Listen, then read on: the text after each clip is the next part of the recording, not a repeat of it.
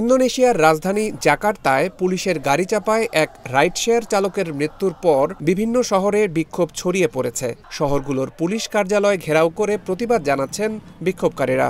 তাদের দমাতে tear gas ও জলকামান ব্যবহার করছে পুলিশ।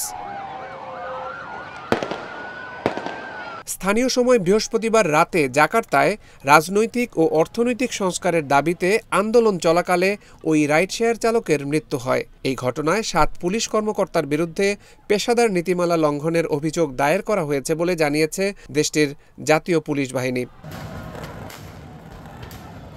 ব্রিটিশ সংবাদ মাধ্যম গার্ডিয়ানের প্রতিবেদনে বলা হয়, ইন্দোনেশিয়ার মাকাসার শহরে এক কাউন্সিল ভবনে বিক্ষোভকারীদের দেওয়া আগুন লেগে অন্তত ৩ জনের মৃত্যু হয়েছে।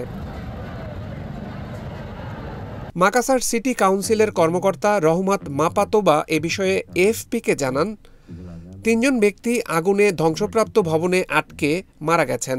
বিক্ষোভকারীরা অফিসে প্রবেশ করে ভবনটিতে আগুন ধরিয়েছে।